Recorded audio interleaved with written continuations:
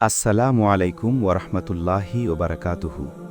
প্রিয় ভাই ও বোনেরা, আজকের গুরুত্বপূর্ণ বিষয় হল স্বপ্নে মেলামেশা করলে আসলে কি হয়।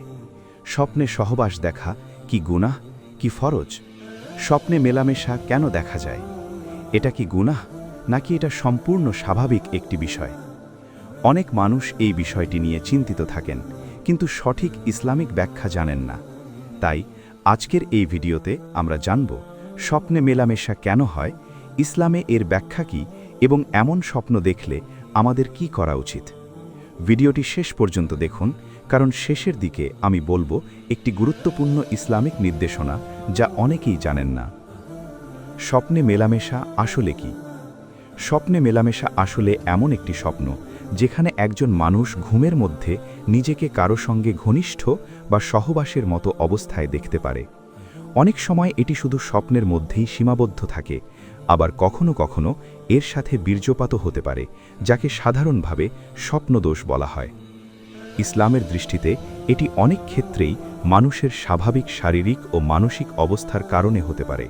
বিশেষ করে যুবক বা অবিবাহিত মানুষের ক্ষেত্রে এমন স্বপ্ন হওয়া অস্বাভাবিক নয়, কারণ মানুষের মস্তিষ্ক দিনের বিভিন্ন চিন্তা, অনুভূতি বা শারীরিক চাহিদার প্রভাব স্বপ্নের মাধ্যমে প্রকাশ করতে পারে। তবে যদি এমন স্বপ্নের সাথে বীর্যপাত ঘটে, তাহলে ইসলামী শরীয়ত অনুযায়ী গোসল ফরজ হয়ে যায়। আর যদি শুধু স্বপ্ন দেখেন কিন্তু এরকম কিছু না হয়, তাহলে সাধারণত চিন্তার কারণ নেই। ইসলামে স্বপ্ন কত প্রকার?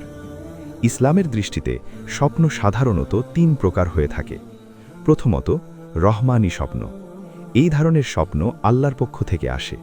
এগুলো সাধারণত ভালো ও সুখবরের মতো হয় এবং মানুষের মনে শান্তি এনে দেয়। অনেক সময় এই স্বপ্ন সত্যও হয়ে যায়। দ্বিতীয়ত, শয়তানি স্বপ্ন।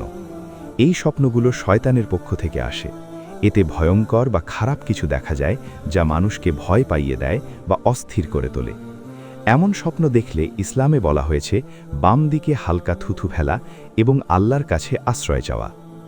তৃতীয়ত, নফসানি স্বপ্ন। এই স্বপ্ন মানুষের নিজের চিন্তা, কল্পনা বা দৈনন্দিন ঘটনার প্রভাব থেকে আসে। মানুষ সারাদিন যা ভাবছে বা অনুভব করছে, অনেক সময় তা স্বপ্নের মধ্যেও দেখা যায়। অনেকেই প্রশ্ন করেন, স্বপ্নে সহবাস কেন দেখা যায়? আসলে এর পেছনে কয়েকটি সাধারণ কারণ থাকতে পারে। প্রথমত, মানুষের স্বাভাবিক শারীরিক চাহিদা। বিশেষ করে যুবক বা অবিবাহিত মানুষের ক্ষেত্রে শরীরের স্বাভাবিক পরিবর্তনের কারণে ঘুমের মধ্যে এমন স্বপ্ন দেখা যেতে পারে। এটি অনেক সময় স্বাভাবিক একটি শারীরিক প্রক্রিয়া। দ্বিতীয়ত, মনের চিন্তা ও কল্পনার প্রভাব। মানুষ সারাদিন যা দেখে, শোনে বা চিন্তা করে, তার কিছু অংশ স্বপ্নের মাধ্যমে প্রকাশ পেতে পারে। তাই কখনো কখনো অবচেতন মনের কারণে এমন স্বপ্ন দেখা যায়। তৃতীয়ত, নফসানি বা মানসিক স্বপ্ন। ইসলামী ব্যাখ্যা অনুযায়ী কিছু স্বপ্ন মানুষের নিজের মন ও অনুভূতি থেকে আসে। তাই সব স্বপ্নকে বিশেষ কোনো সংকেত বা গুনাহ মনে করার প্রয়োজন নেই। তবে যদি এমন স্বপ্নের সাথে বীর্যপাত ঘটে, তাহলে ইসলামী শরীয়ত অনুযায়ী গোসল ফরজ হয়ে যায়। এটি কি গুনাহ? অনেকেই ভাবেন, স্বপ্নে মেলামেশা দেখা কি গুনাহ? ইসলামের দৃষ্টিতে যদি এটি শুধুই স্বপ্ন হয় এবং আপনার ইচ্ছা বা কাজের নিয়ন্ত্রণে না থাকে, তাহলে এটি কোনো গুনাহ নয়। কারণ স্বপ্নে ঘটে যাওয়া ঘটনা আমাদের নিয়ন্ত্রণের বাইরে। ইসলামে শুধুমাত্র সচেতনভাবে করা কাজই গুনাহ হিসেবে গণ্য হয়। তাই ঘুমের সময় দেখা স্বপ্ন বা স্বপ্নে সহবাসের দৃশ্যের জন্য নিজেকে দোষারোপ করার দরকার নেই। তবে স্বপ্নের ফলে যদি বীর্যপাত হয়, তাহলে গোসল ফরজ হয়ে যায়, কিন্তু এটি গুনাহ নয়। সুতরাং আতঙ্কিত হওয়ার দরকার নেই, বরং আল্লাহর কাছে আশ্রয় চাওয়া এবং নিজের দৈনন্দিন আমল ঠিক রাখা গুরুত্বপূর্ণ। স্বপ্নে বীর্যপাত হলে করণীয় কি? যদি স্বপ্নে মেলামেশার ফলে বীর্যপাত ঘটে, ইসলামে এতে গোসল বা জান্নাত বা পবিত্রতা ফিরে পাওয়ার গোসল ফরজ হয়ে যায়। এটি একটি স্বাভাবিক শারীরিক প্রক্রিয়া এবং এতে কোনো গুনাহ নেই। করণীয় ধাপগুলো হল: ১. ধৈর্য ধরুন এবং আতঙ্কিত হবেন না। এটি একটি স্বাভাবিক ঘটনা।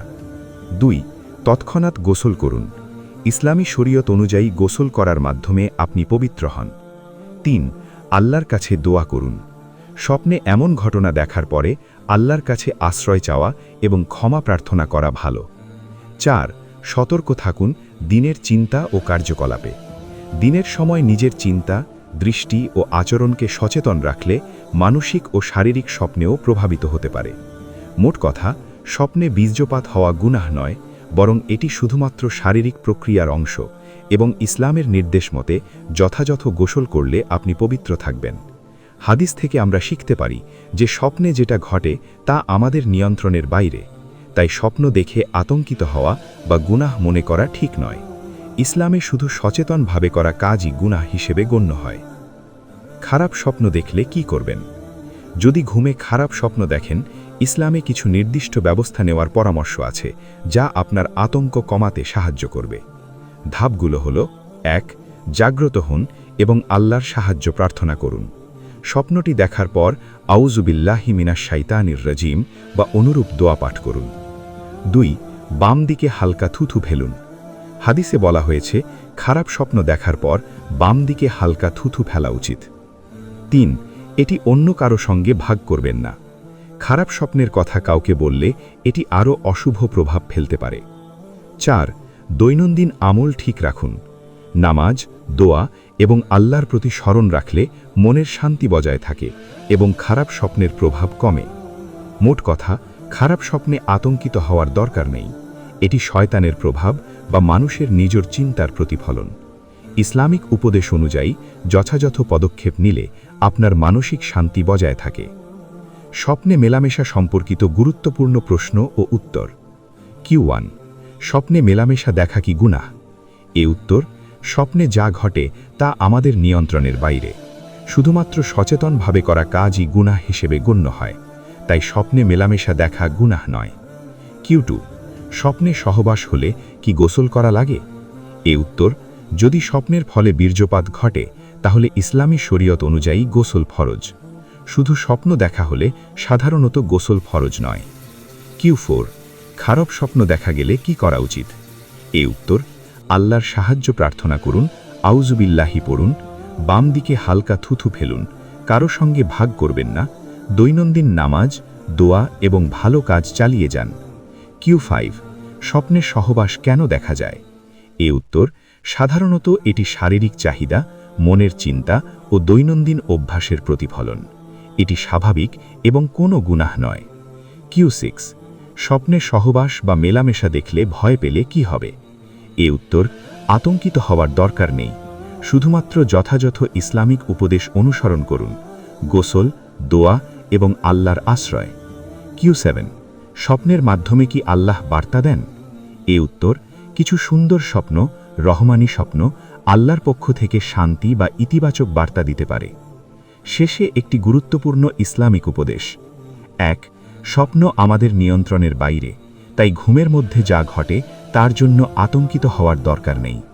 ইসলাম শেখায় শুধুমাত্র সচেতনভাবে করা কাজই গুনাহ হিসেবে গণ্য হয়। ২. খারাপ স্বপ্ন দেখলে আল্লাহর সাহায্য চাওয়া, দোয়া পড়া, বাম দিকে হালকা থুথু ফেলা এবং আরাধ্য কাজের প্রতি মনোযোগ রাখা মানসিক শান্তি দেয়। ৩.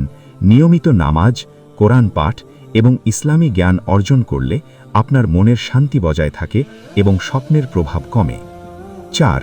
ছোট্ট একটি বার্তা: স্বপ্ন দেখে আতঙ্কিত হওয়া বা চিন্তা করা নয়, বরং আল্লাহর প্রতি আস্থা রাখা এবং নিজের দৈনন্দিন আমল ঠিক রাখা সবচেয়ে গুরুত্বপূর্ণ। ভিডিওটি যদি আপনাকে সাহায্য করে তাহলে লাইক, কমেন্ট এবং সাবস্ক্রাইব করার জন্য অনুরোধ জানাচ্ছি।